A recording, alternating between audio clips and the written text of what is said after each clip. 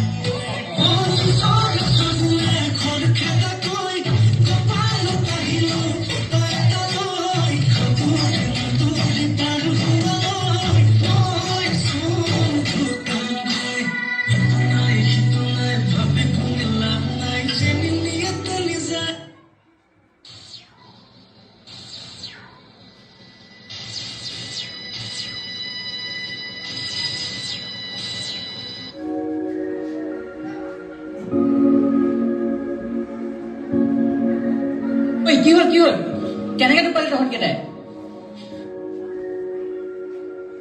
গম পাওঁ, ইংৰাজে আমাৰ গাঁওখনকো নিলে, আমাৰ গাঁৱতো আক্ৰমণ কৰিলে, আমাৰ দুইটাকে বহুত বেয়াকে মাৰপিট কৰিলে। আমাক যে ইউ আৰ স্লেভ কৈছিল, জানোনে? স্লেভ মানেনো কি অ? স্লেভ মানে আমি সিহঁতৰ চাকৰ। সিহঁতি আমাক চাকৰ বুলি কৈছে? এই ৰহিমলাৰ বাহনী কোপ সিহঁতি চিনি পোৱা নাই? এতিয়া কি আমি ইংৰাজৰ চাকৰ হব লাগিব নেকি? এতিয়া কি আমি সিহঁতৰ দাস হব লাগিব নেকি? নহয়, আমি সিহঁতৰ কেতিয়াও দাস নহয়, আমি সিহঁতৰ বিৰুদ্ধে যুঁজ দিম। আমি যুঁজ দিবই লাগিব, সুসংগত ভাৱে আৰু ঐক্যতাৰে। আমি লাচিতৰ দেশৰ সন্তান, দেশ মাতৃৰ বাবে দেশ, তেজ সকলো ত্যাগ দিম। এই অকামিলা তৰুলতাই দেখাই দিব সিহঁতৰ প্ৰকৃত ঠাই। আহা, আমি সকলোৱে আগবাঢ়ি যাওঁ মাতৃভূমিৰ ৰক্ষাৰ বাবে।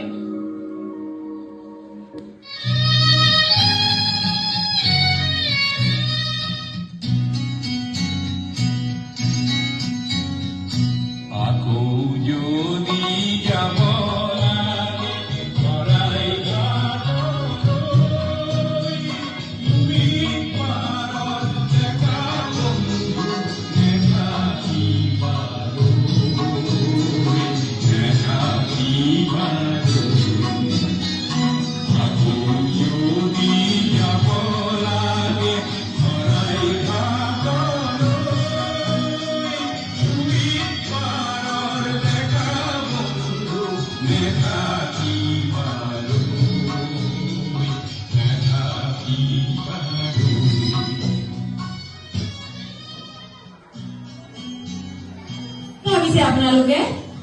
আমি কণকণাই দেশৰ নাৰী। আমি মণিৰাম আৰু পিয়লি দেশৰ সন্তান।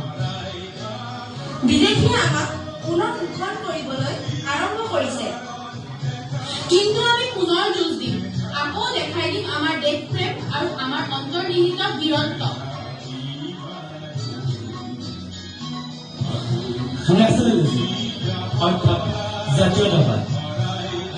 প্ৰাক স্বাধীনতা কালত আমাৰ সহজ সৰল অসমীয়া গ্ৰাম্য সমাজখনে জাতীয়তাবাদ কি সেই কথাষাৰ উপলব্ধি কৰা নাছিল।